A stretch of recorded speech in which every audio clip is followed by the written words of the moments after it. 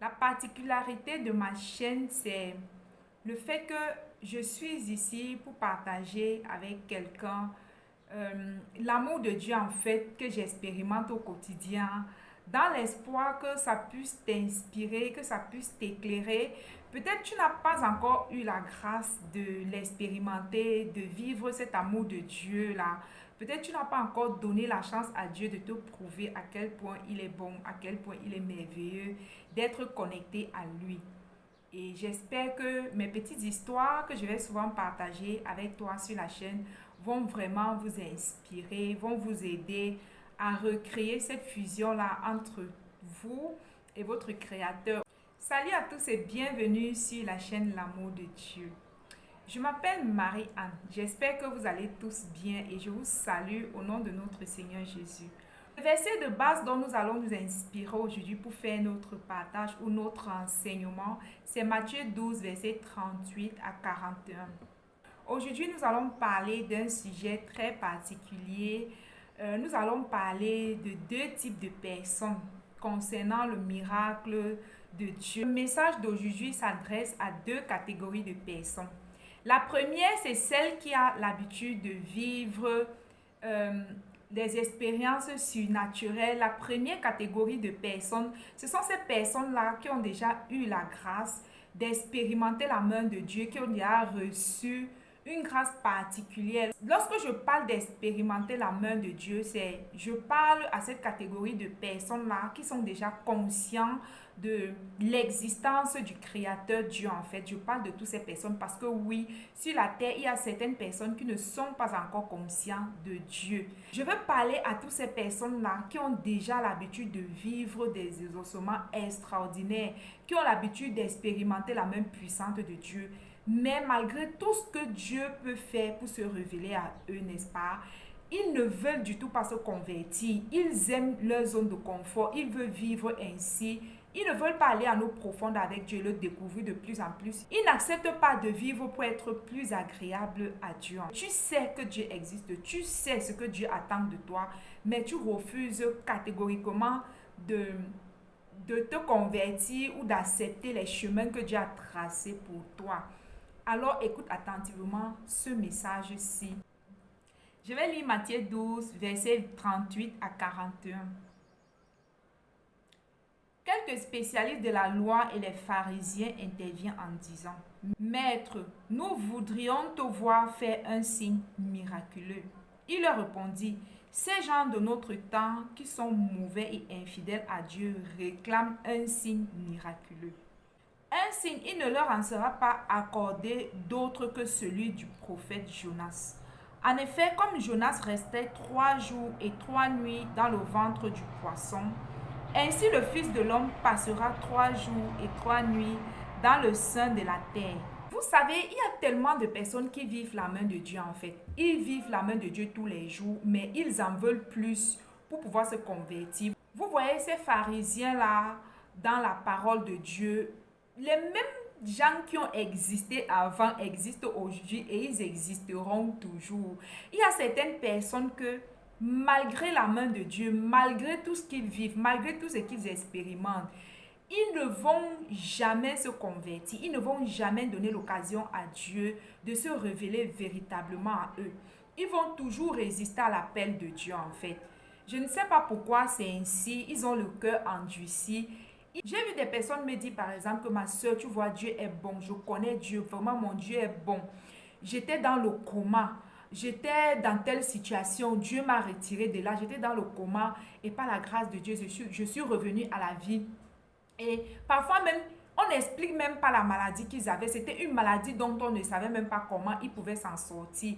Des personnes qui ont vu certains mots disparaître dans leur vie, peut-être après une prière, ou après être allés dans une retraite de prière, ou dans un lieu de culte où le nom de Dieu est glorifié en fait. Ils sont rentrés, ils ont expérimenté une délivrance extraordinaire dans certains domaines de leur vie. Mais jusque-là, ils continuent à demander: Seigneur, si tu es Dieu, montre-moi. Seigneur, si tu es Dieu, je vais encore vivre le miracle. Il y a des personnes comme ça, malgré que Dieu se révèle à eux, ils savent véritablement que Dieu existe. Mais ils refusent. Peut-être c'est leur chair qui les empêche de marcher comme Dieu aime en fait. Ils se contentent du peu, ils se contentent de donner le peu. Et il y a même certaines personnes qui ont prié, qui ont demandé à Dieu, Seigneur, si tu me sors de cette situation, Seigneur, si tu m'aides à avoir ceci ou cela, je vais te servir, je vais être fidèle, je vais te donner ma vie, je vais accepter la mission pour laquelle tu m'as appelé. Mais hélas, lorsque le Seigneur finit de les exaucer, ils ne vont même plus à l'église, ils ne prient même plus, ils n'ouvrent même plus leur Bible. Il y a des personnes comme ça en fait. J'espère que en écoutant ce message, si tu vas prendre réellement conscience, et j'espère que ça va vraiment t'aider à comprendre que Dieu te veut entièrement en fait. Dieu a besoin de toi, pas à moitié, mais totalement. Il y a des personnes comme ça qui ont brisé l'alliance avec Dieu. Ils ont fait des promesses à Dieu. Et lorsque Dieu, parce qu'il est fidèle, il a honoré à ses promesses ou il a exaucé leurs prières, eux, à leur tour, ils ont trahi Dieu, quoi. Vraiment, si ce message te concerne, le Seigneur t'interpelle aujourd'hui de revenir sur le bon chemin, de revenir à la raison et d'honorer ta parole, d'honorer les promesses que tu as faites à Dieu. Et si tu n'avais pas fait les promesses à Dieu, que tu sais au fond de toi que Dieu est vivant, Dieu est grand, cherche Dieu en fait de tout ton cœur. Convertis-toi tout simplement. C'est ce qui va faire la différence dans ta vie en fait. Voyez, les pharisiens étaient en train de demander le miracle à Dieu, d'accord? Quel genre de miracle n'avait-il pas vu? Il a fait réveiller les morts, il a fait ressusciter les morts, il a fait marcher les boiteux, les aveugles voyaient, il a multiplié le pain, il a fait. Mais jusque-là, il continue à demander le miracle. Donc, si tu te reconnais dans cette catégorie-ci, il est temps pour toi de revenir sur le droit chemin en fait. Vous savez, il y a certaines personnes qui n'ont pas eu besoin de beaucoup pour se convertir. Il y a certaines personnes qui n'ont pas eu besoin d'expérimenter le miracle pour réellement se convertir. Lorsque la grâce de Dieu est descendue dans leur vie, ils se sont tout simplement convertis sans poser des questions.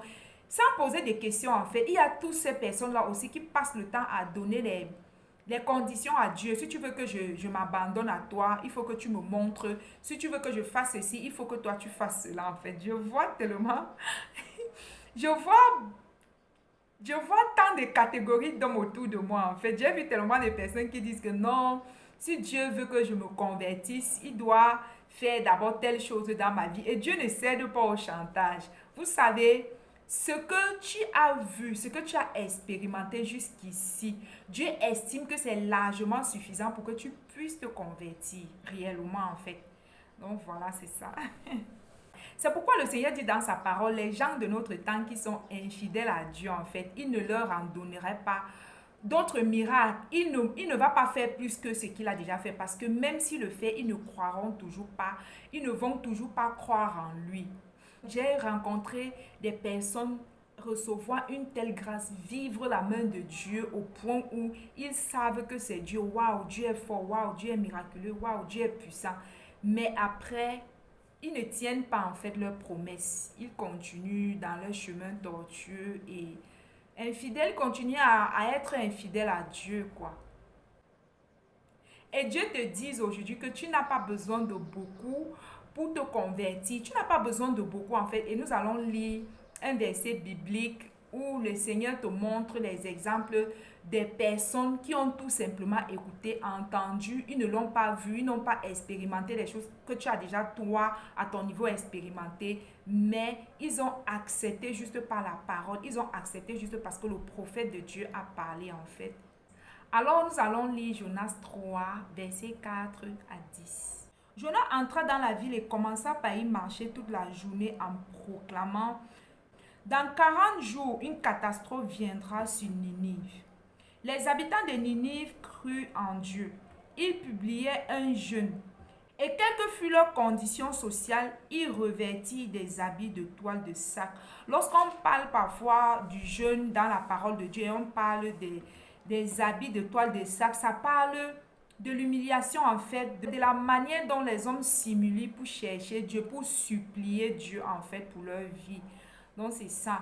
Et à l'époque, ça existait vraiment. Il y avait les gens que pour jeûner, ils portaient vraiment la cendre, ils versaient sur eux, ils portaient les habits sales, ils se couchaient par terre. Mais aujourd'hui, le jeûne qui est agréable à Dieu, c'est Un jeûne qu'on fait avec les bonnes dispositions de cœur en fait. Donc c'est ça, ton état de cœur, la bonne disposition que tu prends, le fait de te reconnaître aussi petit et donner la gloire à Dieu dans ton être intérieur, dans ton cœur en fait. C'est cette humilité-là face à Dieu. C'est le fait de reconnaître que Dieu, il est grand en fait et toi tu n'es qu'une créature. Ça parle d'une certaine attitude dans la prière et dans le jeûne. Les habitants de Ninive crurent en Dieu. Ils publièrent un jeûne. Et quelle que fût leur condition sociale, ils revêtirent des habits de toile de sac. Ça veut dire que tu étais malade. Si des personnes, même s'ils étaient malades, des femmes enceintes qui normalement ne doivent pas jeûner jusqu'à un certain point, ça parle de tout ça en fait, de la manière dont ils ont reçu, ça parle de l'attitude, de l'état de cœur dont ils ont reçu la parole de Dieu, de la manière dont ils ont reçu la parole que le Seigneur a donnée à son prophète Jonas. Le roi de Ninive, informé de la chose, se leva de son trône, enleva son manteau royal, se couvrit d'un habit de toile de sac et s'assit sur la cendre. Il fit proclamer ce décret dans Ninive par ordre du roi et des ministères. Il était interdit aux hommes comme aux bêtes, petits ou grands bétail, de manger quoi que ce soit, de paître et de boire de l'eau. Hommes et bêtes doivent se couvrir de sacs et crier à Dieu de toute leur force. Que chacun abandonne sa mauvaise conduite et ses actes violents qu'il commet. Qui sait? Peut-être Dieu se revisera-t-il et décidera-t-il de changer de ligne de conduite en abandonnant son ardente colère de sorte que nous ne périssons pas. Lorsque Dieu constata comment les Ninivites réagissaient et abandonnaient leur mauvaise conduite, il renonçait à faire venir sur eux le malheur dont il avait menacé et s'en abstint. Parole du Seigneur. C'est ainsi en fait la bonté de Dieu. Lorsque Dieu envoie quelqu'un parler de sa part, il est très en colère. Mais en même temps, si tu écoutes ce message et que tu décides de changer d'attitude, tu décides de te détourner de tes mauvaises voies, de ta violence, de ce méchant cœur ou des choses méchantes que tu fais, si tu décides de te détourner des mauvais chemins en fait, le Seigneur va reconsidérer son décret vis-à-vis de toi. Il va reconsidérer les décisions qu'il avait déjà arrêtées vis-à-vis de toi. Lorsque Dieu envoie un message, la plupart des personnes s'asseyent, lorsqu'ils écoutent, ils disent Amen, ils s'élèvent. S'ils ont même écouté, ils disent Amen, ils s'élèvent et ils continuent à vivre. Et lorsque le malheur frappe, ils crient à Dieu en fait. Et parfois, il est trop tard. Dieu est tellement bon que Dieu ne frappe pas sans avertir. Dieu ne frappe pas sans avertir. Il est tellement bon, il est tellement amour, il est tellement miséricordieux que il ne frappe pas sans avertir en fait. Avant que son décret n'entre en action dans ta vie, prends des bonnes résolutions. Si tu écoutes ces messages, change ta façon d'être. Prends le temps de t'asseoir, d'examiner ton cœur, d'examiner ton système de pensée, tes actions et les voies que tu empruntes. Si ces voies-là sont méchantes, change-la tout simplement, afin que ce que Dieu a résolu de faire, que cela n'arrive pas en fait. Dieu est bon. Si tu écoutes le message et que tu décides de changer, lui également, il va t'accorder sa grâce. Vous voyez, ces habitants de Ninive là, ils n'ont pas eu besoin de miracles. Ils n'ont rien vu, ils ont juste écouté la vie d'un prophète. Ils ont juste écouté la voix d'un prophète. Ils pouvaient écouter cette voix et se dire, pourquoi tu nous parles ainsi? Décider de le lapider, de le tuer même, de lui faire du mal, comme certains l'ont fait. Et si vous lisez tout le livre de Jonas, pour ceux qui connaissent l'histoire de Jonas, vous allez constater que lorsque Dieu a envoyé Jonas d'aller parler, Jonas ne voulait pas. Parfois, les gens que Dieu envoie parler, la plupart des personnes ne veulent pas en fait, parce qu'ils vont être attaqués, ils vont être jugés, ils vont être condamnés en fait. Certaines personnes disent que non, Dieu ne peut pas dire ça, Dieu ne peut pas agir comme ça, Dieu est tellement bon. Il est bon, mais il est juste aussi. Dieu est bon, Dieu est juste. Il ne faut pas oublier que la miséricorde et la grâce de Dieu agit et également la justice de Dieu agit sur la terre et dans la vie des uns et des autres en fonction de chacun ses voies en fait. Et la deuxième catégorie de personnes, c'est celles qui se demandent parfois, mais où est Dieu? Est-ce que Dieu existe? Pourquoi le monde est tel qu'il est, pourquoi telle ou telle chose se passe, pourquoi Dieu n'agit pas souvent, pourquoi le monde est dans ce désordre, dans ce chaos, pourquoi Dieu accepte ou pourquoi Dieu laisse faire certaines choses ou certaines actions que certaines mauvaises personnes posent. Pourquoi? Et je m'adresse à cette catégorie de personnes-là qui ne croient même pas à l'existence de Dieu, qui vit juste sa vie, c'est qu'il vit, il manage sa vie comme il peut bien en fait. Il ne voit pas la main de Dieu et il a parfois envie de voir Dieu. Il veut voir Dieu. Ces personnes-là qui passent le temps à juger la création, à juger la parole de Dieu, à se demander mais pourquoi Dieu a fait ceci comme ça? Pourquoi?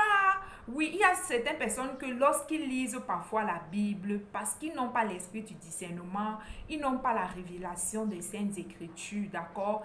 Ils se permettent de juger Dieu et de croire que Dieu est injuste, pourquoi Dieu est comme ceci, pourquoi Dieu est comme cela. Aujourd'hui, ce message s'adresse à toi en fait. Dieu veut tout simplement ouvrir tes yeux, te parler. Dieu veut s'adresser à toi, il veut toucher ton cœur. Il espère que ce message-ci va t'inspirer, va t'amener à réfléchir, à pousser ton raisonnement un peu plus loin. Ce message-ci est le tien. Je t'exhorte de rester jusqu'à la fin et d'écouter ce que Dieu a à te dire dans ce message. Le Seigneur m'a inspiré quelques-uns des miracles que tu vis tous les jours, tu expérimentes tous les jours. Malgré ça, tu continues à te demander si Dieu existe. Alors, on y va pour que je te les présente. Le premier miracle, en fait, c'est la naissance humaine. Le premier miracle que Dieu m'a inspiré de partager avec toi, c'est comment est-ce que tu expliques le fait que un homme et une femme se mettent ensemble. La femme tombe enceinte et un être humain grandit dans son sein de jour en jour, ou jusqu'au jour où elle est à terme et elle s'en va donner naissance à un être humain. Et parfois, ce n'est même pas un seul en fait. Parfois, ce sont des jumeaux, parfois, ce sont des triplets, d'accord? Parfois, c'est plusieurs bébés. Une femme porte autant de nombre d'êtres humains dans son ventre sans en mourir. Elle continue à vivre normalement. Elle s'en va donner naissance par la voie normale et parfois même ce bébé ou ces bébés ne lui causent aucune séquelle. Comment est-ce que tu expliques cela en fait? Comment un homme, un être humain peut sortir de la voix d'une femme? Une voix aussi petite. Comment est-ce que tu peux expliquer? Dieu te dit que c'est un miracle. Toi qui cherches le miracle en fait, il y a le miracle tout autour de nous. Que déjà, l'eau qui sort de l'homme rencontre l'ovule de la femme et cela puisse donner naissance à un être vivant qui respire, qui est en bonne santé et qui vit quelque part dans une poche, dans un ventre, sans s'étouffer jusqu'au jour où il doit naître en fait. Dieu te dit de réfléchir à ça. Toi qui cherches pour savoir si Dieu existe en fait. Dieu a mis ce système de reproduction sur pied. Il a créé une fois en fait. Il a créé une fois et après il a destiné l'homme à procréer. Il a préparé l'homme à ce système de reproduction pour la terre, en fait, pour peupler l'humanité et la terre. Pour toi qui crois que Dieu n'existe pas, il te pose la question, crois-tu que c'est le fait du hasard? Moi, lorsque j'étais plus jeune, c'est un miracle, c'est quelque chose qui m'a tant fasciné jusqu'à ce que moi-même je puisse le vivre et l'expérimenter. Avant, lorsqu'on me disait qu'une femme a accouché, je l'acceptais juste parce qu'il fallait accepter, parce que je l'ai vue avec un gros ventre. Et ensuite, je la revois avec un bébé en main. On me dit qu'elle est allée accoucher en fait. J'acceptais, mais je n'avais jamais cru. Et j'avais hâte de grandir pour pouvoir moi-même vivre cela. Et lorsque je me suis mariée et que je suis tombée enceinte de mon premier fils, moi, tout ce que je voulais vivre, c'était l'accouchement. Je voulais savoir comment est-ce réel qu'un enfant qui pèse peut-être 3, 4, même 5 kilos va sortir de moi en fait. De cette petite voix-là. Comment est-ce possible? Moi, je m'attendais, je voulais voir ce miracle-là. Et lorsque j'étais jeune, quand j'avais une amie peut-être qui se mariait, j'avais des amis qui ont accouché avant moi. Et la première des choses, lorsque j'ai écouté, on me disait que telle amie vient d'accoucher. Parce que lorsque c'était une maman, je ne savais pas comment l'aborder pour aller lui poser une question, d'accord? Et quand c'était une amie, je courais pour aller lui poser la question. Comment ça s'est passé? Comment tu as fait? Comment c'était? Est-ce que ça fait mal? Comment, c'était quelque chose qui m'a fasciné toute ma vie en fait, jusqu'à ce que moi-même, je passe par là pour que le mystère devienne réalité. J'ai vraiment vécu ça, c'est vraiment un mystère. Peut-être pour les hommes qui n'ont jamais accompagné peut-être leur femme à la maternité, c'est un mystère, mes frères et sœurs. C'est un mystère. Alors tu peux prendre le temps de réfléchir là-dessus. Comment un être humain, des kilos, des êtres humains peuvent passer par là. Et après que l'être humain soit sorti, cette partie redevient comme si quelqu'un n'était pas sorti de là. Est-ce que ça s'explique? Je ne sais pas si la science explique aussi cela. Vous allez me dire. Voilà. Et on passe au deuxième miracle. Comment cet être fragile qui vient de naître, qui est très faible, qui est petit, qui a les yeux fermés, qui ne sait même pas où il se trouve, il est perdu dans ce monde. Comment est-ce qu'il grandit? Comment cet être-là grandit devant nos yeux sans qu'on ne puisse s'en rendre compte? Le Seigneur te pose la question. Ce bébé que tu as vu qui vient de naître tout de suite, après une semaine, tu vas voir qu'il a changé. Mais est-ce que tu l'as vu grandir? Ce ne serait que peut-être les photos qui vont te montrer, waouh, voilà comment mon bébé était. Est-ce que tu portes ce bébé-là Est-ce que lorsque tu portes ce bébé, tu le vois grandir jusqu'à devenir adulte? Est-ce que tu as souvent l'habitude de prendre le temps de te poser toutes ces questions-là en fait? As-tu déjà vu une partie du corps ou bien les parties du corps d'un petit bébé que tu viens d'accoucher ou d'un petit bébé qui est dans votre maison poussé en fait? Poussé réellement, que tu portes comme ça, tu vois la main à pousser, tu dis waouh, la main du bébé vient de pousser ou le pied du bébé vient de pousser en fait. Est-ce que tu as déjà vu un bébé pousser? Est-ce que tu as déjà vu un bébé grandir jusqu'à devenir adulte? Qui a déjà vu comment l'enfant grandit? Vous êtes en train de chercher le miracle. Il y a le miracle qui nous entoure tous les jours. Tous les jours, on vit du miracle. On vit Dieu en fait tout le temps, en tout moment, en toute saison. Chaque moment, chaque instant de notre vie, on vit Dieu. Ou on vit avec Dieu. Tu te rends seulement compte un matin que tes enfants ont grandi au point où ils s'en vont déjà se marier. Tu commences à te poser les questions, mais comment ça s'est passé? Qui s'est vu soi-même grandir jusqu'à vieillir? Moi, je n'ai pas su quand est-ce que je suis quitté l'âge d'adolescence jusqu'à cet âge-ci. Et jusqu'à aujourd'hui, je ne me vois jamais vieillir. Comment je sais que j'ai vieilli? Comment je sais que j'ai vieilli en fait? C'est lorsque je regarde peut-être mes anciennes photos, il y a peut-être 2 ans, il y a 3 ans, il y a toujours une différence entre cette photo-là et ton toi actuel en fait. Mais véritablement, tu ne vois pas quand est-ce que tu vieillis, tu ne vois pas quand est-ce que la vieillesse arrive. Tu te rends compte que c'est comme ça, c'est déjà en train d'arriver. Tu ne vois pas comment cela se fait, mais cela se fait tous les jours en fait qui passent. On est en train de vieillir sans s'en rendre compte. Il te suffit juste de regarder à tes anciennes photos de il y a 3 ans, il y a 2 ans, ou certaines personnes qui vieillissent très vite, il y a un an. Et tu vas te rendre compte qu'il y a un changement. Tu as vieilli par rapport à l'année passée. Mais tu ne t'es pas vu vieillir. Tu n'as pas vu comment tu grandissais. Le temps passe vraiment très vite. Nous vivons le miracle tous les jours. C'est parce que nous nous sommes tellement familiarisés avec cela qu'on trouve que c'est normal, que c'est un acquis en fait. C'est l'excès de familiarité qu'on trouve que c'est normal. Pour toutes ces personnes-là qui disent que l'homme a commencé, l'homme est homo sapiens, il était d'abord singe, après il a muté et tout et tout et tout.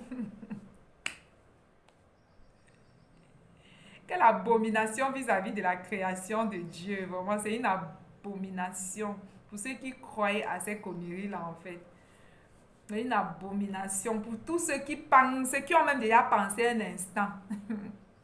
Comment un être humain que peut quitter d'animal à humain, en fait? L'animal n'est pas différent de quelqu'un qui est dans la folie. Comment on peut dire que l'homme était d'abord euh, singe et puis il a muté, il a progressé. Ah, Seigneur. Tout ça parce que les hommes ne veulent pas accepter qu'il y a quelqu'un au-dessus d'eux, il y a un suprême qui a su en fait qu'il fallait créer homme mâle avec le sexe masculin et une femme avec le sexe féminin, de sorte que lorsque les deux se mélangent, ça donne du plaisir et en même temps, ça multiplie en fait les êtres humains sur la terre. Ça, voilà quoi. Qui a su toutes ces choses-là en fait? Qui a su tout ça? C'est toujours la science. Ou tu continues à croire que c'est le fait du hasard, que Dieu n'existe pas en fait. Qui a su toutes ces choses avant des générations à venir? Qui a su que il fallait créer l'être humain avec ces parties-là en fait, ces organes-là? Qui a eu toute cette sagesse que les scientifiques viennent nous expliquer? Vraiment. D'où vient cette sagesse-là même déjà? D'où vient même déjà ce premier être-là en fait?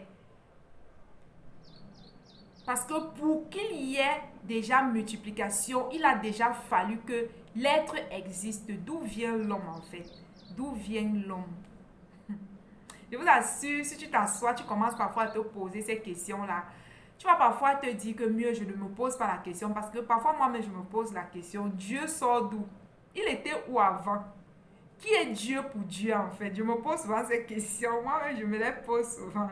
Je me demande que, mais après Dieu, il y a qui? Comment il a fait pour être Dieu? Comment il est Dieu? Comment il a eu toute cette sagesse? Comment il a eu toute cette puissance? On ne peut pas répondre. D'où vient que venant de la même famille, certaines personnes sont courtes, d'autres sont grands détails, d'autres sont plus foncées, d'autres sont un peu plus claires. Toutes ces mixitudes-là, ça vient d'où? On va dire que oui, on a hérité ça du grand-père, de l'arrière-grand-père, de l'arrière-arrière-grand-mère, grand-père, de nos parents. D'où viennent nos parents même déjà? Qui parmi vous a choisi ses parents, son pays et sa couleur de peau? Personne. Il y a certaines choses qui nous ont été imposées. Lorsque les signes de maturité s'annoncent chez un adolescent ou chez une adolescente, le plus souvent, il y a la transformation chez les hommes comme chez les femmes. Il y a la barbe chez les hommes qui pousse, chez les femmes, c'est les seins.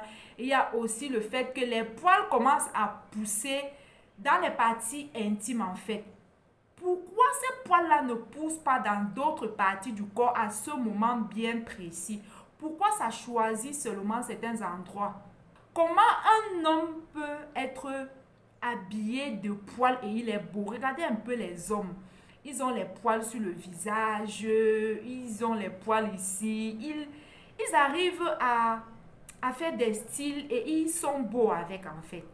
Qui a eu cette sagesse-là qu'un homme pouvait vivre avec les poils? La maturité vient avec certaines transformations. Qui a eu cette sagesse? Pour tous ceux qui cherchent Dieu, est-ce que Dieu existe? Vous pensez que toutes ces choses-là, c'est le fait du hasard? Non.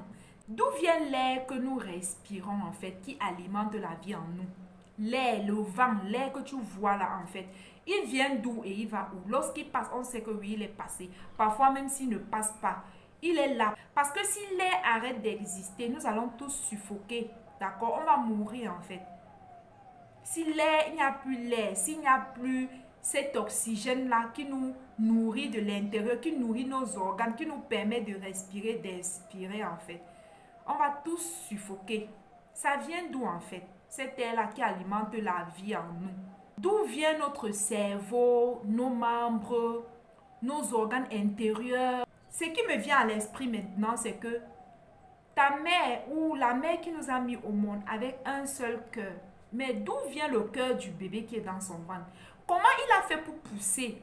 Comment il a fait pour avoir les poumons, les intestins, les organes, le cerveau? Comment tout ça s'agence? Est-ce que c'est juste ce liquide-là qui a rencontré l'ovulation de la femme ou l'ovule de la femme qui a donné cet être humain? Est-ce que c'est seulement ça qui fait en sorte que le cerveau pousse? D'où sort ce cerveau-là, tous ces organes-là, tous ces membres-là à l'intérieur en fait? Ça sort d'où? Comment les mains du bébé poussent? Comment tout ça s'agence? Comment ça se crée dans le corps d'un nouveau-né en fait? Ça sort de tous ces organes intérieurs-là. S'il n'y a pas une force surnaturelle qui accompagne cela pour amplifier cela, pour que l'être soit créé et qu'il existe, est-ce que ça peut se faire? Pour tous ceux-là qui ne croient pas réellement qu'il y a un Dieu en fait, que Dieu existe, il y a une force suprême quelque part en fait. Tout ça sort d'où? Oui, on va dire qu'on a hérité tout ce que je dis là de nos parents. Nos parents même sortent d'où? Le tout premier homme sort d'où en fait? Pour avoir cette puissance, cette capacité-là en lui de se reproduire en fait. Lui-même, il sort d'où?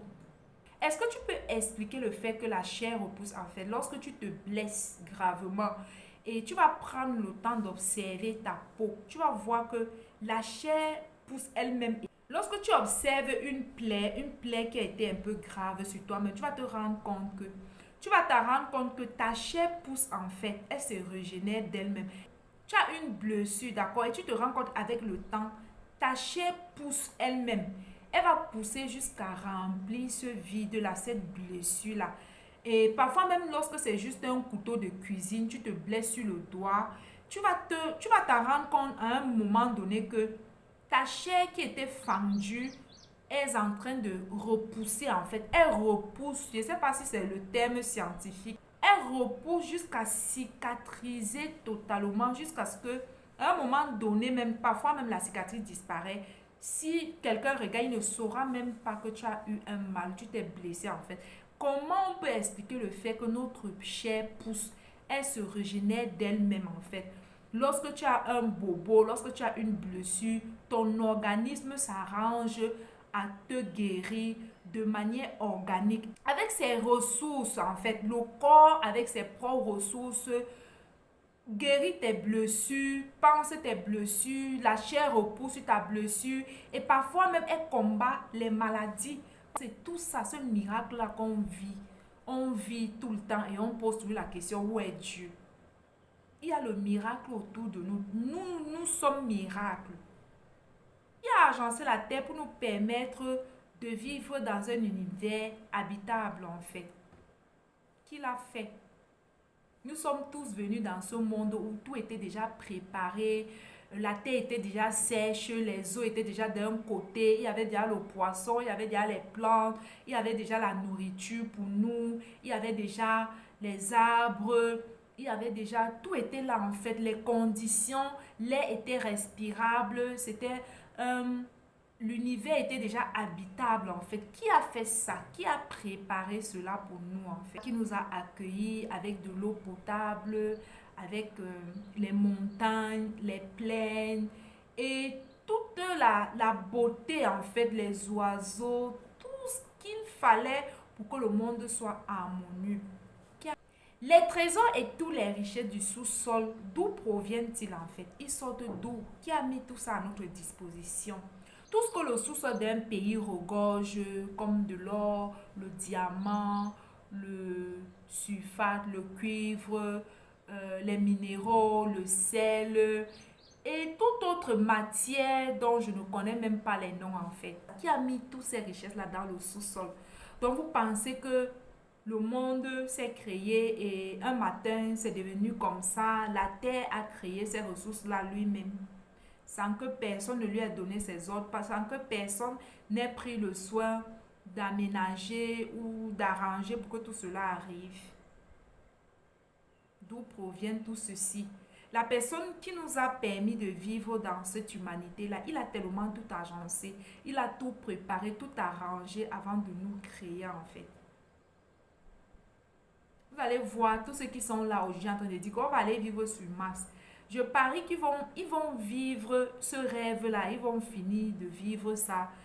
Ça va même pas se réaliser, ils vont finir de vivre ça, ils vont mourir, laisser que les autres continuent la folie en fait. C'est vraiment une folie, oui, je comprends qu'on doit faire les recherches, d'accord, c'est important. Mais à dire que on va quitter ici avec les fusées, aller vivre dans un monde à Mars où il y a l'air respirable, quoi, c'est vraiment une folie. Pourtant, Dieu le Créateur t'a permis d'être là. Tu n'as pas eu besoin de payer le transport, d'entrer dans une fusée pour aller prendre le risque d'entrer dans une fusée, peut-être au risque même de ta vie, parce que tu veux aller habiter dans une planète qu'on a découvert vraiment, jusqu'à ce que les hommes gaspillent les millions dans tout ça en fait. Que dire? Pourtant avec Dieu, tu es tout simplement né, tu as trouvé déjà cet univers, cette terre, ce sol, tout ce qui t'entoure gratuitement. Et tu es là, tu vis tranquille, à l'aise. Et si aujourd'hui on a même le réchauffement climatique, c'est nous-mêmes qui avons causé cela. Parce qu'on n'a pas respecté l'univers en fait. Qui a créé les feuilles, les racines, les arbres, les plantes pour nous permettre de nous soigner lorsqu'on tomberait malade. Est-ce que c'est le fait d'un hasard qui fait que la terre est harmonieuse, il y a tout ce qu'il faut pour nous, pour notre bien-être sur la terre? Est-ce que c'est le fait d'un hasard? C'est juste pour nous amener à réfléchir, pour tous ceux-là qui ne voient jamais Dieu dans leur quotidien, pour tous ceux-là qui ne voient pas Dieu en fait. Qui a donné la capacité à l'homme d'inventer les choses, de créer des choses, la science, la technologie, les recherches poussées, qui a donné toutes ces sagesses-là à l'homme de faire toutes ces découvertes-là? As-tu déjà vu une idée? Je vais dire, lorsque quelqu'un s'assoit, il te dit, j'ai eu une idée. As-tu déjà vu une idée? Comment ces choses-là peuvent s'expliquer? Comment est-ce qu'on l'explique? D'où ça sort l'idée? As-tu déjà vu la sagesse, l'intelligence ou encore l'inspiration qui amène l'homme à être inspiré et d'aller de cette inspiration-là, de créer ou d'amener certaines choses à l'existence dans ce monde? As-tu déjà vu tous ces mystères cachés? Comment cela s'explique? Où est-ce que tout ça là se trouve en fait? Où est-ce que c'est caché? Qui décide si sa femme enceinte doit donner naissance à un garçon, à une fille ou à plusieurs enfants? Qui a le contrôle de ce mystère? Pourquoi les scientifiques qui pensent avoir une réponse à tout, ils n'ont jamais, ou les personnes qui inventent, qui sont dans le laboratoire en train de créer les médicaments, en train de créer les robots, en train de créer beaucoup de choses, des choses vraiment, en train de faire plusieurs inventions, de créer plusieurs choses, d'accord? Pourquoi ces personnes-là qui résistent à Dieu, pourquoi depuis des décennies, aucun d'entre eux n'a jamais pu créer un être humain qui respire normalement, avec un souffle de vie normalement gratuit comme ce que le Créateur nous a donné? Pourquoi malgré la force de l'homme, la capacité de l'homme, il peut créer les bombes atomiques, il est habile à faire le mal, à créer des choses bizarres. Ils essayent même, ils créent des créatures, mais ça n'a pas de souffle de vie. Aucun ne peut donner vie à quoi que ce soit, ne peut véritablement donner vie sans que ce ne soit à base des machines, des batteries, que cela fonctionne. En fait, c'est pourquoi on les appelle les robots. Parce que pourquoi ils n'ont jamais pu, avec toutes ces connaissances, toutes ces sagesses, pourquoi, malgré l'évolution de la science, ils ont tout essayé. Ils ont étudié l'être humain de toutes les manières possibles. Ils n'ont jamais pu créer un spécimen humain avec un souffle de vie naturel. Pourquoi ils sont incapables de redonner vie à quelqu'un qui est mort en fait, qui est décédé? Ça veut dire que il y a des limites à tout. Donc, voilà, pour toi qui dis que Dieu n'existe pas en fait, il y a des limites à tout. Vous allez beau créer, mais il y a des limites. Vous savez, certaines choses sont hors de notre contrôle en tant qu'humains. Reconnaissons tout simplement Dieu et sa puissance. Arrêtons de vouloir tout expliquer. Arrêtons de vouloir donner les explications à tout. À tout, parce que tout n'est pas à notre portée en fait. Il y a des choses qui sont hors de notre compréhension et de notre connaissance humaine jusqu'au jour où nous allons sortir de ce corps matériel. C'est seulement lorsqu'on est dans l'infini qu'on comprend les mystères très profonds. Oui, oui, c'est ce qui t'arrive également lorsque tu dors. Lorsque tu dors, tu vois les choses. Certaines choses sont hors de notre contrôle. Reconnaissons tous Dieu pour Dieu en fait. Il est Dieu. Et arrêtons de vouloir tout expliquer. Arrêtons de donner toute explication, de croire qu'on peut tout expliquer en fait. Tu étais où depuis que ça a commencé? Quand ça avait commencé, qui était là? Comment un homme qui n'a pas de décision à sa vie, qui n'est même pas responsable de son souffle de vie peut prétendre connaître quoi que ce soit jusqu'à vouloir expliquer, vouloir dire que je suis athée. Je ne force personne, mais j'enseigne juste. Nous sommes aujourd'hui juste dans une profonde réflexion. Et c'est ce que Dieu m'a inspiré de partager avec vous que je partage en fait. Pour tous ceux-là qui veulent voir Dieu. Comment quelqu'un qui ne sait même pas ce qui peut lui arriver dans les 5 minutes à venir peut prétendre expliquer, comprendre, connaître quoi que ce soit? Est-ce que vous savez que parfois Dieu peut s'asseoir au ciel, il nous regarde, nous agiter. Vous savez comment Dieu nous voit au ciel? C'est juste une inspiration. De la manière dont tu vois les fourmis dans ta maison, à cet instant, lorsque tu le vois marcher dans ton périmètre, tu as le dernier mot en fait de décider si tu le tues ou si tu le laisses en aller. Nous sommes comme ça devant Dieu. Les petits insectes, les petits fourmis, bien naïfs malgré notre sagesse, bien bêtes malgré notre intelligence, qu'on prétend avoir. Comment quelqu'un qui est en vie, tout d'un coup peut perdre son souffle de vie, au point d'être brûlé sans réagir à la douleur? Comment ça s'explique ce mystère, la mort et la vie? Qui a le contrôle de ces mystères-là dans nos vies en fait? Les personnes qui veulent voir Dieu. Comment ce mystère-là peut s'expliquer, la vie et la mort? Comment tu expliques que quelqu'un avec qui tu viens de manger maintenant, quelques instants après, il n'est plus. Si tu le portes, tu mets dans l'eau, il ne réagit pas. Tu verses l'eau chaude, il ne réagit pas. Tu le brûles même, il ne peut plus réagir à la douleur. Ça, c'est un mystère profond. Qu'est-ce qui s'est passé? Comment un homme vit et comment un homme meurt? Je ne dis pas que comme. Lorsque je dis comment, quand je dis comment, je ne veux pas dire que je ne crois pas à la vie ou à la mort. Non. Je veux seulement qu'on réfléchisse à ce mystère en fait. Que certaines personnes que tu connaissais hier ne sont plus aujourd'hui. Oui, oui. Comment? Comment quelqu'un, lorsque une petite allumette le brûlait, il fuait. Maintenant, il tombe et il meurt. On le porte même, on braise au feu. C'est votre problème. Vous l'enterrez, vous ne l'enterrez pas, c'est votre problème. D'où vient cet esprit supérieur qui nous permet de vivre? Et lorsqu'il s'envole, un homme, d'accord, qui avait toute sa vigueur, toute sa force, il devient comme un bois sec en fait. Il devient comme inexistant. D'où vient le jour, la nuit, les étoiles, le soleil, la lune, le froid, le soleil, la chaleur? D'où vient que dans certains pays, il y a 2 saisons et ailleurs, il y a 4 saisons? Qu'est-ce qui fait que subitement les saisons de la terre changent? Et les saisons ne se mélangent pas. Un pays peut être limitrophe à l'autre, mais c'est chacun sa saison. Les saisons ne se mélangent pas en fait. Ils ne s'héritent pas du genre comme tu es près de moi, chez toi il y a 4 saisons et chez moi il y a 2 saisons. Non.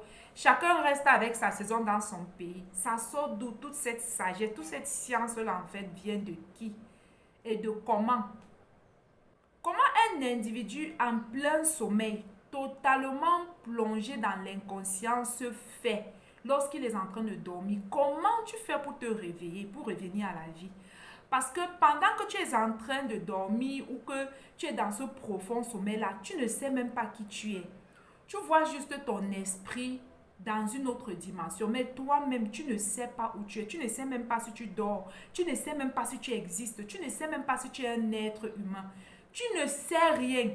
Comment tu fais ou comment on fait tous, d'accord, lorsqu'on est plongé dans ce profond sommeil-là? D'où est-ce qu'on tire la force pour revenir à la vie tout d'un coup, chaque matin ou à chaque fois que nous dormons profondément? Comment tu fais pour revenir à la vie lorsque tu es plongé dans cette inconscience, dans cette mort du sommeil en fait? Comment tu fais? Comment nous faisons pour revenir à la vie? Et c'est lorsqu'on revient à la vie qu'on se dit waouh, on était où? Qu'on se rend compte même qu'on est humain, qu'on existe, qu'on vit, qu'on est sur la terre. on se rend compte qu'on était en train de dormir. Ça vient d'où tous ces mystères-là? Pourquoi lorsque le sommeil sonne à ta porte, lorsqu'il est l'heure de dormir, tu ne peux même pas résister au sommeil? Le sommeil même sort, on va dire que oui, c'est une zone du cerveau qui active cela. Oui, cette zone du cerveau-là sort déjà d'où? Qui a même su qu'il fallait que l'homme dorme pour pouvoir se ressourcer? Comment un homme aussi grand et fort n'a pas la capacité de résister devant le sommeil?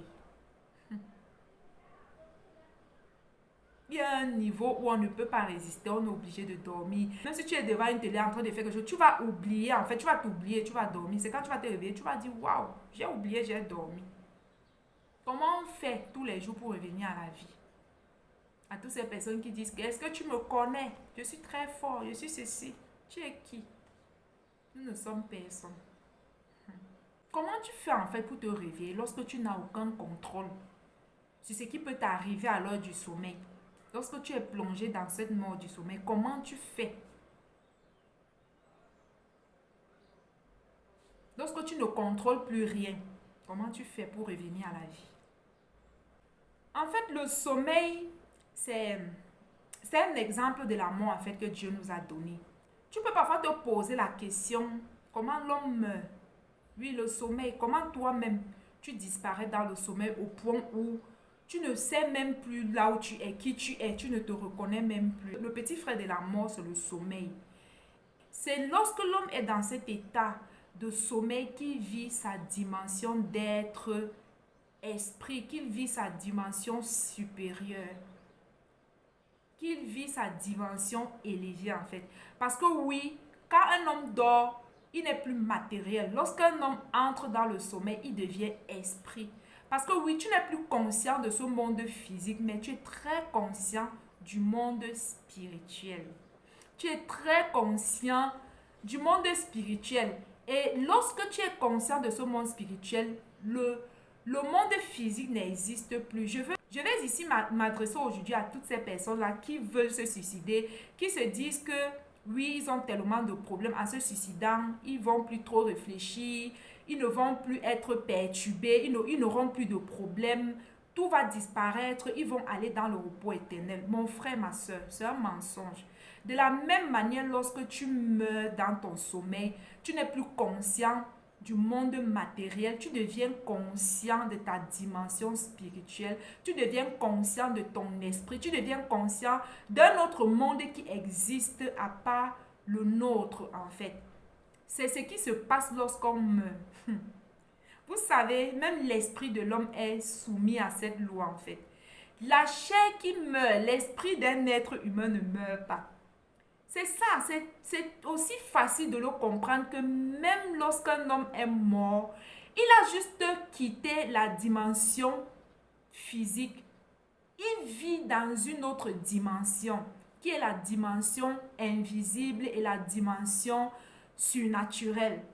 Parce que nous sommes avant tout des esprits. Donc, si tu as l'impression de croire que... Donc, si tu penses que en te donnant la vie, en te suicidant, tu vas avoir le repos, tu vas mourir et tu vas te reposer, faux. Combien de fois tu t'es déjà couché la nuit en te disant que, oh vraiment, j'aimerais que mon sommeil soit doux, j'aimerais avoir une nuit paisible. Et lorsque tu fermes les yeux, tu es tellement tourmenté dans ton sommeil que tu veux même, quand tu te réveilles, tu dis Dieu merci. Nous avons déjà tous vécu cela. Où tu dors, tu n'as pas la paix même dans ton sommeil. C'est ce qui arrive. C'est une réalité. Donc, la mort n'est pas une solution à tes problèmes. Ce n'est pas le fait de mettre fin à tes jours qui va te donner un repos éternel. Non, non, c'est pas ça. C'est pas ce qui donne le repos éternel. Le repos éternel est conduit par la qualité de vie que tu aurais vécu sur terre en tant qu'être matériel, en tant que chair. Le repos éternel t'est donné en fonction de la qualité de vie que tu as eu à vivre sur la terre. Donc, si tu as eu une vie tourmentée, une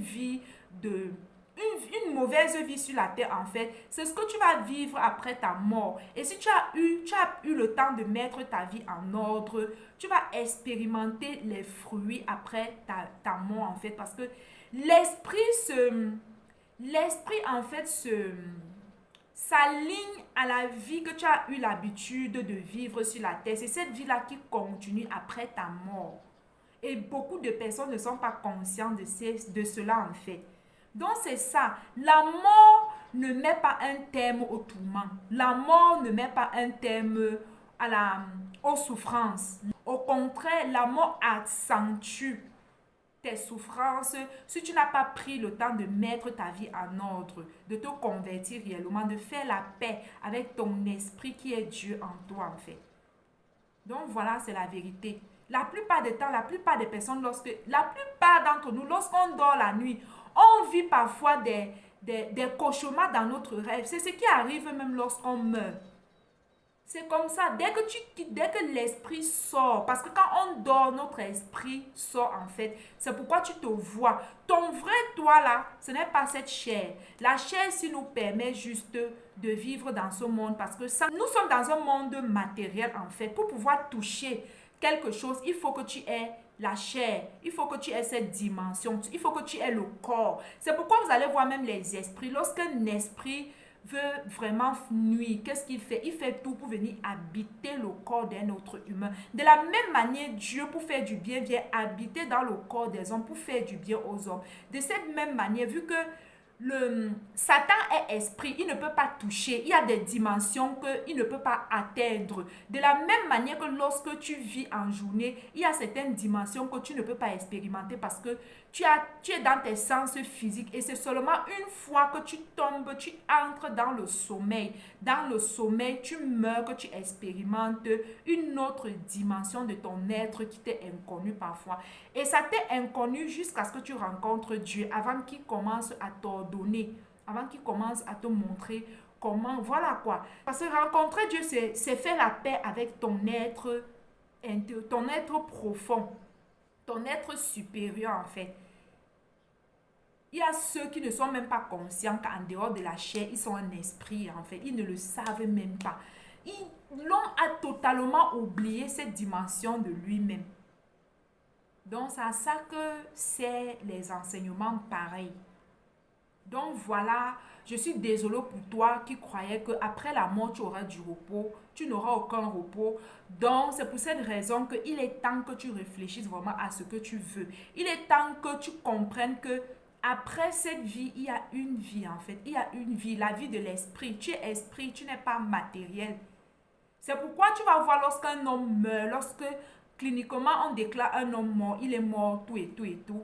On l'enterre, même si vous ne l'enterrez pas, il va se coucher là, il va pourrir. Tu veux, tu le déshabilles, tu fais n'importe quoi. Il n'est plus là en fait. C'est comme si tu dormais profondément et que l'esprit est parti. C'est ça en fait, c'est réel. C'est ce qui se passe. Quand tu dors, tu expérimentes la mort tous les jours. Donc c'est simplement pour ouvrir les yeux à toutes ces personnes-là qui disent que Dieu n'existe pas, qui ne savent même pas qu'ils ont l'esprit, qui ne savent même pas que chaque nuit, lorsqu'ils dorment ou en journée, ils meurent, qui ne savent pas que lorsqu'ils dorment, ils entrent dans une autre dimension qu'on appelle la dimension surnaturelle. Vous savez, tout tire son origine de Dieu, que ce soit la sorcellerie, c'est Dieu qui a créé ça. C'est seulement que les méchants prennent ça pour faire du mal. En fait, tout tire, la magie, la sorcellerie, l'occultisme, tout ça tire sa source de Dieu. Et c'est ce que tu es en fait, parce que c'est l'esprit de Dieu en toi qui te permet de vivre. Et c'est cet esprit-là que, lorsque tu dors, lui, il sort, il part lui se promener, il part rencontrer Dieu. Parce que la plupart des personnes, vous allez voir, il y a des personnes que Dieu les parle dans les rêves. Il y a des personnes qui ne connaissent pas Dieu, d'accord, mais lorsqu'ils dorment, ils rêvent et quand ils se réveillent en journée, les choses qu'ils ont vues dans leur sommeil arrivent. Pourquoi? Parce que c'est en ce moment-là que ton esprit est connecté à Dieu et il s'en va à Dieu, prend les informations pour ramener cela dans ton corps en fait. C'est pourquoi les hommes spirituels, ils préparent leur sommeil avant de dormir. Un homme spirituel ne dort pas avec les films d'horreur. Un homme spirituel se prépare à aller communier avec Dieu pour retourner, afin que lorsqu'il retourne, lorsqu'il se réveille, ce que l'esprit est venu avec, il puisse manifester ça physiquement dans le monde extérieur en fait. Donc j'espère que vous avez compris. Il n'y a pas de doute là-dessus. Les morts ne sont pas morts. Aucun homme ne meurt. Et pour ton information, tout esprit est soumis à Dieu. De la même manière, lorsque tu dors, tu n'as pas le contrôle de ton esprit. C'est de cette même manière, lorsque tu vas mourir, tu n'auras pas le contrôle de ton esprit. C'est celui qui a créé cet esprit-là, qui le dompte, qui dit à ton esprit, viens ici, va là-bas, entre ici, sors ici, ne fais pas, c'est comme ça. Pendant que tu es matériel, tu as le pouvoir, mais une fois que tu sors de la chair, d'accord, tu sors du corps matériel, tu n'as plus aucun contrôle.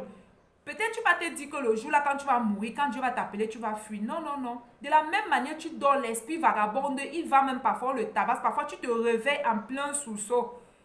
Parfois même, tu te réveilles, tu ne respirais même plus dans tes rêves pendant que tu dormais. C'est comme ça. Quand tu vas dormir, tu n'auras aucun contrôle sur ton esprit. Donc, le message ici, c'est pour te dire, mon frère, ma soeur, mettez vos vies en ordre. Mettez vos vies en ordre avec Dieu. Depuis que la terre existe, qu'est-ce qui soutient le ciel en fait? Le ciel que nous sommes, les nuages, la masse nuageuse que nous voyons là au-dessus de nous.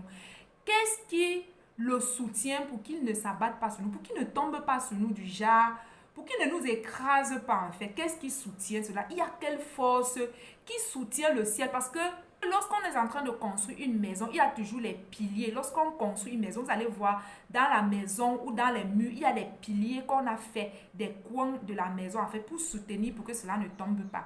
Est-ce que tu t'es déjà posé la question de savoir qu'est-ce qui soutient le ciel en fait pour que ça ne nous écrase pas sous la terre? Est-ce que tu as déjà vu la limite du ciel? D'arriver dans un endroit comme ça là, tu ne vois plus le ciel en fait. Tu te dis que bon oui, voilà la limite, ça se limite ici. Est-ce que qui peut déjà dire qu'il a déjà vu les limites? Qu'est-ce qui fait que ça ne tombe pas? Qu'est-ce qu'il a conçu pour qu'il soit aussi solidement solide? Depuis des décennies, des années, des milliards et des milliards d'années.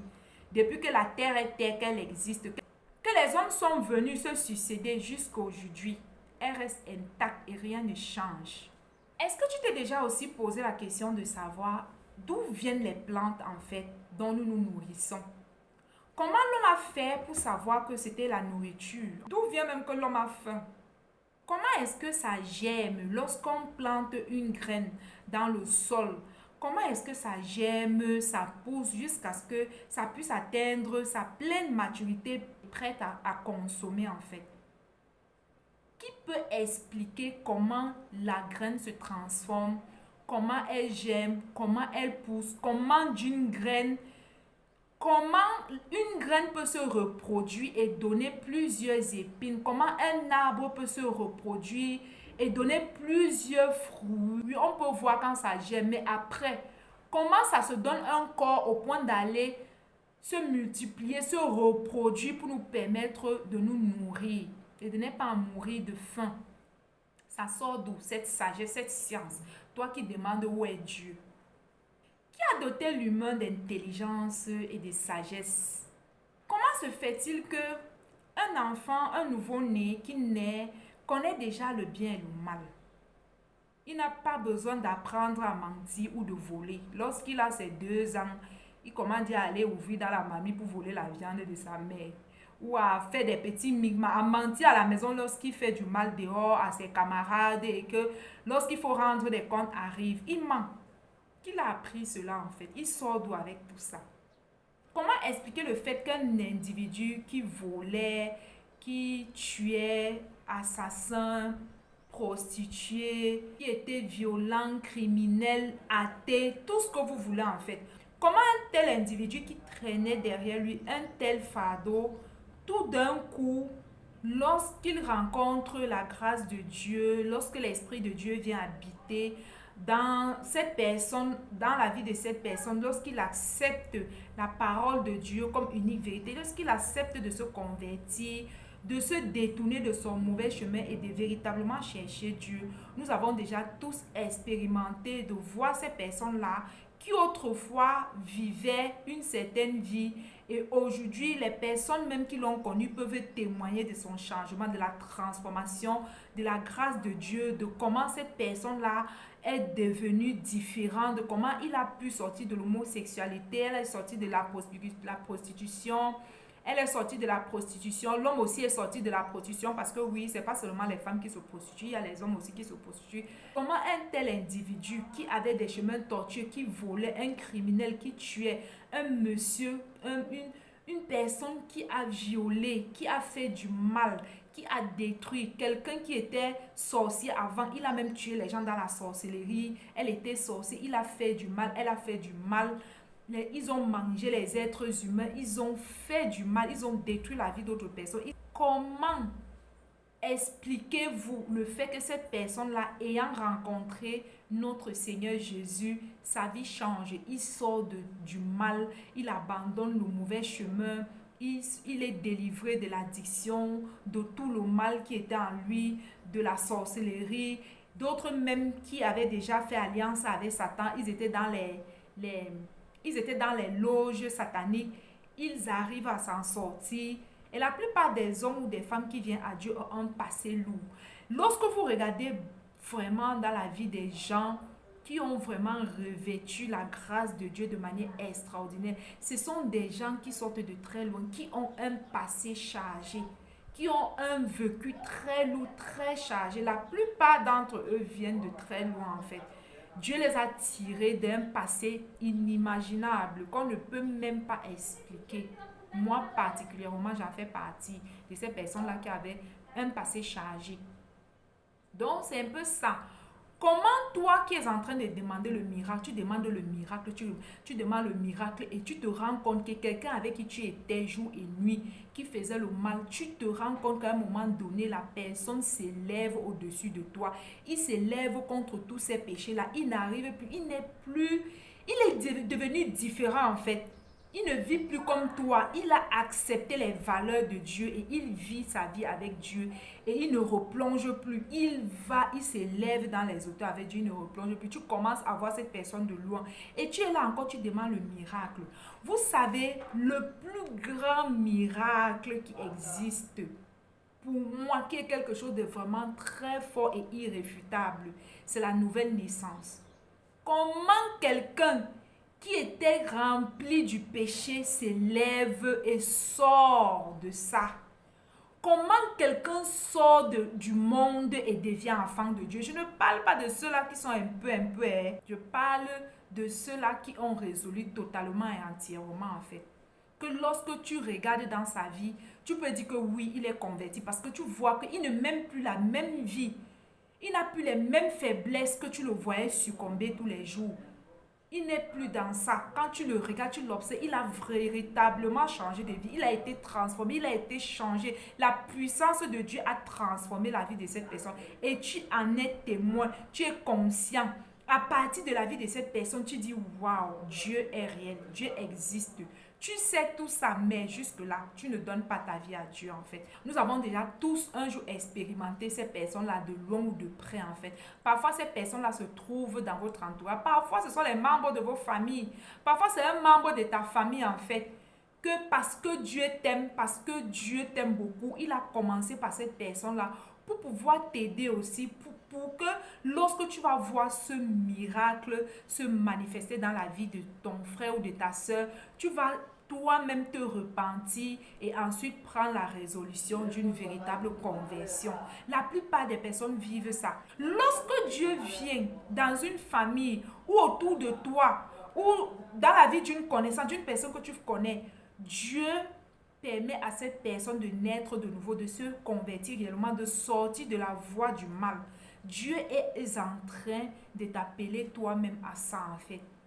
Et toutes ces choses-là vont nous juger après notre mort. Dieu va te dire que combien de personnes j'ai transformées devant toi. Tu as vu ma puissance, tu as vu. Toi qui es là, tu es tabassé par les addictions, tu es fatigué par les maris de nuit, tu es fatigué par les maladies, tu es fatigué par toutes sortes de choses qui peuvent t'entourer. Tu es fatigué de l'homosexualité, de la prostitution, tu es fatigué de faire du mal, tu es fatigué de mentir. Tu es fatigué de te prostituer, tu es fatigué de donner ton derrière parce que tu as besoin d'argent. Quand tu sors au milieu des gens, tu portes le masque, tu ris, tu joues là, où ça va, tout va bien. Mais lorsque tu retournes chez toi à la maison, ton masque tombe en fait, tu es devant le miroir de ta vie. Toi-même, tu sais que si tu continues ta vie ainsi, il n'y a pas d'issue pour toi. Mais Jésus te tend la main aujourd'hui à cet instant. Il te dit que tu peux le faire confiance. S'il a fait dans la vie des autres, c'est quoi ta vie en fait? J'ai eu certaines personnes de mon entourage qui viennent parfois lorsqu'ils me regardent, ils me posent des questions, même de loin, lorsqu'ils me voient enseigner en ligne en fait, ils me demandent, mais qu'est-ce qui s'est passé? Pourquoi tu es devenu comme ça? Qu'est-ce qui t'est arrivé? Parfois, je ne sais même pas quoi leur dire. Tu vas leur dire Dieu, mais oui, il va te dire Dieu. Il ne vit pas ce que tu vis. Il voit le changement, mais il est incapable de toucher. D'autres refusent carrément. Ils ont vu, ils savent que de la manière dont Dieu t'a délivré de tes addictions, de tous ces défauts, de tout ce que tu avais, de tout ton fardeau que tu traînais partout où tu allais, des vieux sacs que tu avais dans ta vie, d'accord, que tu as hérité soit de tes parents, soit que tu as provoqué par ta mauvaise vie dans le péché, tu traînes ça partout avec toi. Ils voient comment Dieu t'a délivré, ta vie est rayonnante, les choses, mais jusque-là. Ils n'ont pas la force de sortir du péché. Ils ne veulent pas. D'autres, ce n'est même pas, c'est parce qu'ils ne veulent même pas en fait. Donc, nous sommes toujours dans notre verset de Ninive où toi, tu as même vu quelqu'un que Dieu a transformé. Les gens de Ninive n'ont rien vu. Ils ont juste écouté Jonas. Combien de Jonas as-tu déjà écouté dans ta vie? Mais tu passes devant les Jonas qu'on t'envoie tous les jours. Tu passes devant ces Jonas. Le Jonas, en fait, dans la parole de Dieu, la représente toutes les femmes et les hommes de Dieu que tu passes le temps à écouter sur Facebook, sur YouTube, sur Instagram tous les jours. Mais après, rien ne change dans ta vie. Après, tu ne prends aucune bonne résolution. Après, tu ne changes pas. Malgré que tu sais que c'est le bon chemin à prendre, tu ne te décides jamais. Aujourd'hui, tu te décides, après, tu retombes. Demain, tu te décides, après, tu ne tiens pas jusqu'au bout, en fait. Alors Dieu continue encore par ce message à te dire qu'il peut le faire. Si tu as un problème, tu as les tendances suicidaires, ne cherche pas à mourir en fait, parce que la mort ne va pas résoudre ton problème. La solution que les hommes ont, c'est Jésus.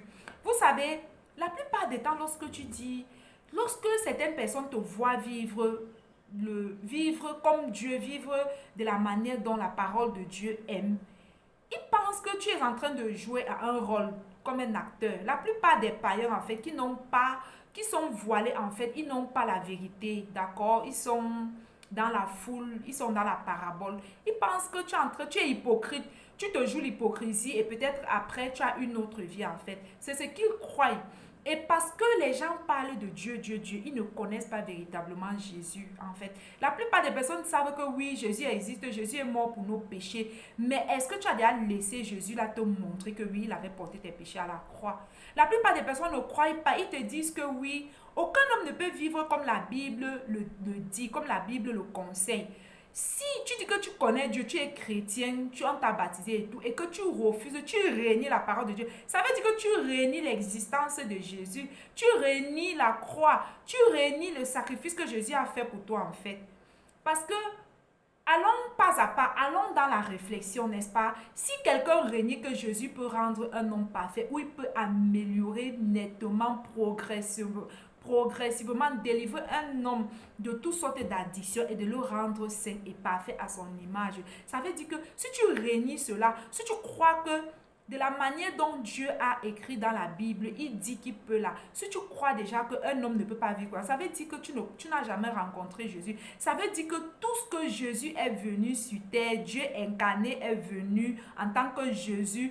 Il est venu prendre nos péchés et mourir à la croix et l'a enterré et il est ressuscité le troisième jour. Ça veut dire que tu renies ça en fait. Tu renies l'œuvre de la croix pour toi. C'est pas évident que tu ne progresses pas en fait. Parce que ce qu'un homme ne croit pas ne peut pas s'accomplir dans sa vie. C'est ce que tu crois qui t'arrive. Pourquoi tu penses que Dieu s'est donné autant de mal à quitter le ciel et venir sur la terre et accomplir tout ce qu'il a accompli pour nous si cela était vain? Pour toi qui dis que tu ne crois pas, pour toi qui vis juste une chrétienté charnelle, en fait, si tu dis que tu ne crois pas en tout cela, si tu dis que oui, tu crois en Dieu, tu pries Dieu, mais comment tu peux prier un Dieu que tu ne connais pas? Parce que ne même pas obéir à Dieu, c'est de ne pas connaître Dieu. Parce que si tu connais Dieu, tu vas comprendre que Dieu a horreur du péché, en fait. Il ne cohabite pas, il ne supporte pas le mal, l'hypocrisie. Il ne supporte pas ça. Donc, lorsque tu dis qu'un homme ne peut pas marcher comme la parole, ça veut dire que tu réunis Dieu. Est-ce que tu connais ce Dieu-là que tu pries tous les jours? Si tu penses que c'est impossible que Dieu te délivre des liens de la mort, tu penses que c'est impossible que Dieu te délivre de ce cancer, tu penses que c'est impossible que ce mal dont tu souffres, ce que tu as, tu penses que c'est impossible que Dieu délivre tes enfants, ta famille, ton foyer, tu penses que c'est impossible et tu dis que tu pries. Comment tu peux être exaucé?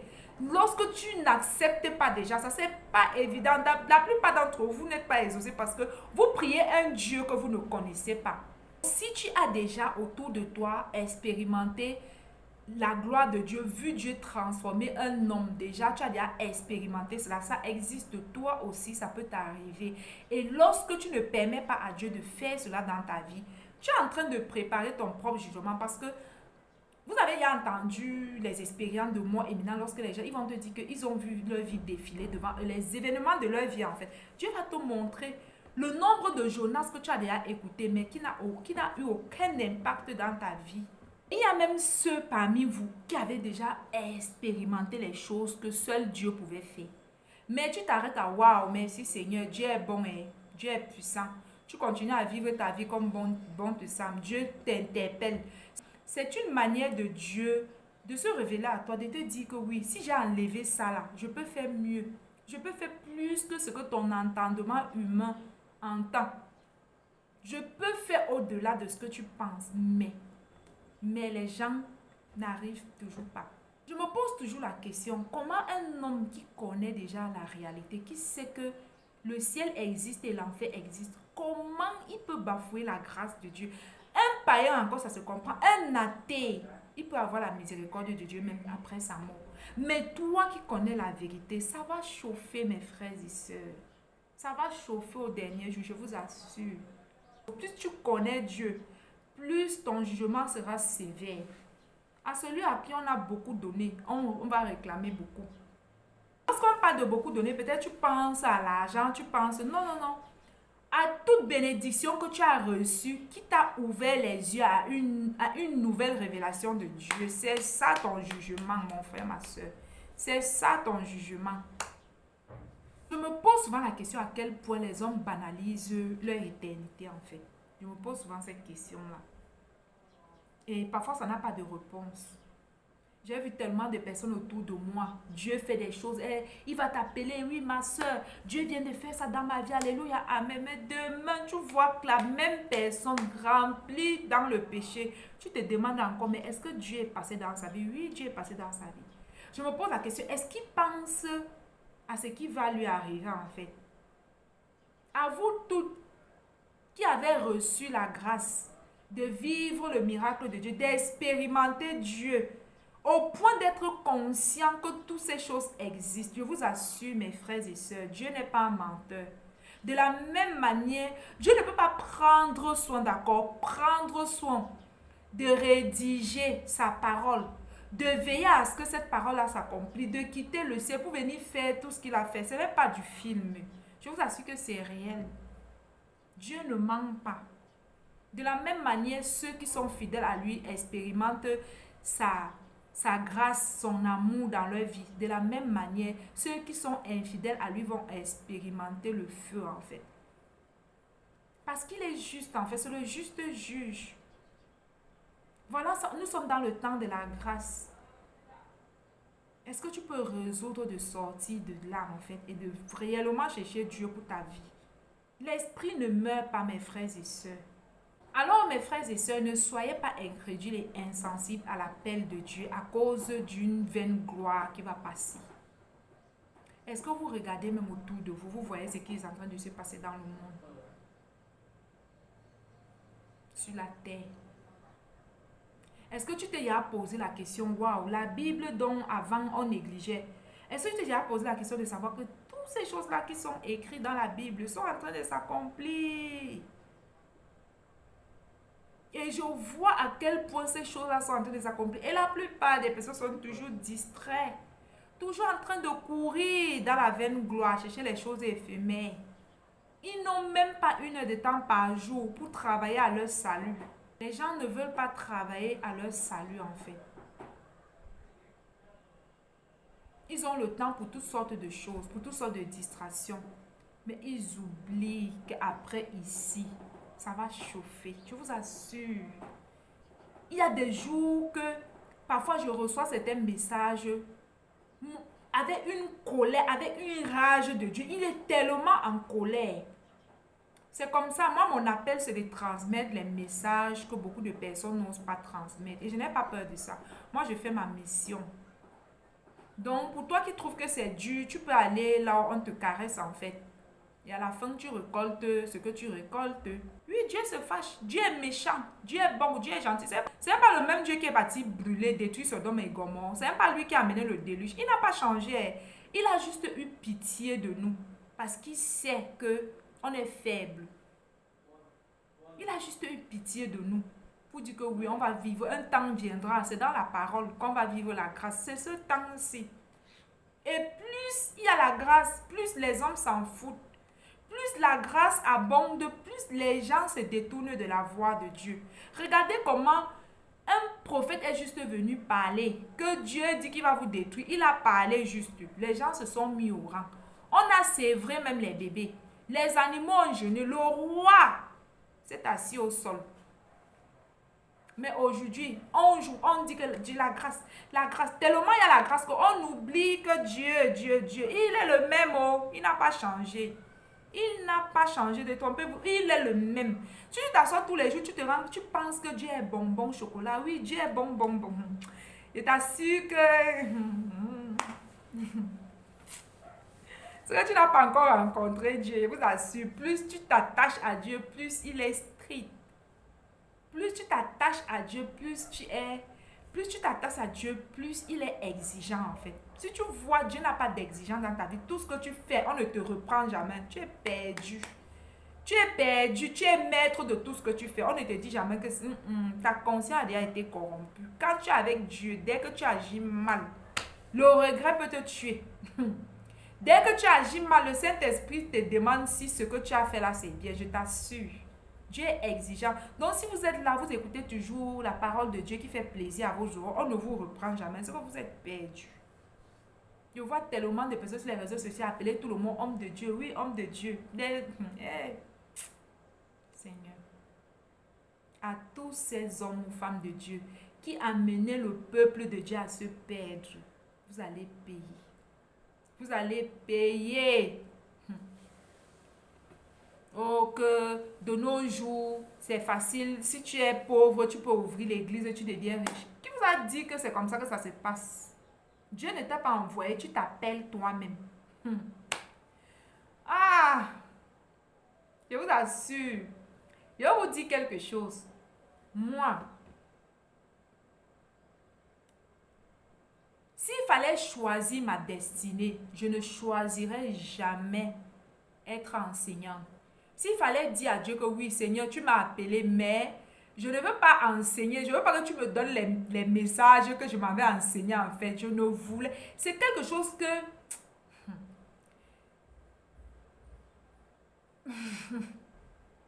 Et on a su, je vois tellement de personnes. On ne t'a pas appelé, tu t'appelles parce que quand on dit aujourd'hui que lorsque tu ouvres l'église, tu as les fils, les enfants spirituels, tu as l'opportunité d'avoir beaucoup d'argent, oui. Mais un vrai appelé a peur de son appel en fait. Je vous assure, un vrai appelé a peur de son appel. Vous n'avez pas idée combien de fois il bagarre avec les messages. Ça fait combien de jours j'ai reçu le message si c'est là. Chaque jour, on me dit que va enseigner, va parler. Je vous assure. Pourtant, il y a des gens qui s'élèvent sur les réseaux sociaux. Dieu m'a dit, je suis prophète, je suis apôtre. Pourtant, Dieu ne leur a pas appelé. Je vous assure que s'il fallait changer de couloir, je ne serais pas enseignante. Je vais faire autre. Je vais dire à Dieu que Dieu utilise-moi dans les affaires, dans le business, dans d'autres domaines. Aider les gens d'une autre manière. Pas d'aller prendre, écouter ce que tu dis et venir dire. Non, non. Oui, parce que c'est dur. On te juge, on t'insulte, on te sabote. Voilà, ta vie est à la lumière de tout le monde. Je vous assure, les vrais appelés ont peur de leur appel. On disait tantôt que Dieu ne ment pas en fait. Tout ce que Dieu a prédit depuis des siècles à venir est en train de s'accomplir. Depuis l'époque où il avait dit qu'une vierge va mettre au monde le fils, tout ça est arrivé en fait. Et même l'enfer, il a dit, il va revenir. Ça va arriver. Dieu est seulement très patient. Vous voyez que on est en train de vivre progressivement le retour de Jésus. Progressivement. Tout ce que la Bible dit que lorsque vous allez voir toutes ces choses-là, ce n'est que les douleurs de l'enfantement en fait. Ne vous inquiétez pas parce que les jours qui arrivent sont mauvais. Tout ça c'est dans la Bible. On est en train de vivre ça. On vit ça. Mais combien de personnes sont conscientes de dire que merde, il faut que je me prépare. Je vous assure, lorsque la parole de Dieu, Dieu disait que quand le Fils de l'homme viendra, trouvera-t-il la foi sur la terre? Parfois, elle lisait ce verset, elle ne comprenait pas. Mais plus on se rapproche de l'avènement de Jésus, plus le monde se pervertit, plus les hommes s'éloignent de la voie de Dieu. Je vous assure, et plus ça va encore arriver. Plus on se rapproche de l'avènement, plus de l'arrivée de Jésus, d'accord? Plus les hommes s'éloignent de Dieu. Je me demande si parfois lorsqu'ils se couchent sur leur lit, ils se posent les questions. Qu'est-ce qui est en train d'arriver?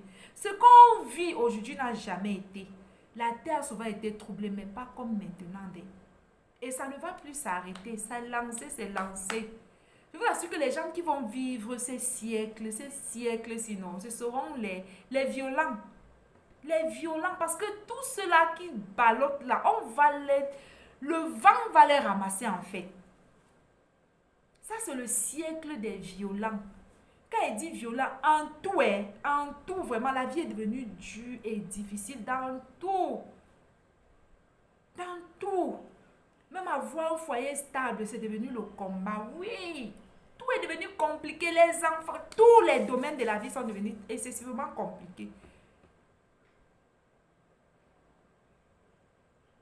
Dieu ne ment pas. Les gens pensent que... Je me pose souvent la question, les gens se disent quoi? Que lorsque ça va arriver, qu'est-ce qui va se passer? Dieu va les regarder et rire et être gentil, quoi. Que non, Dieu est très bon. Donc, détrompez-vous. Détrompez-vous.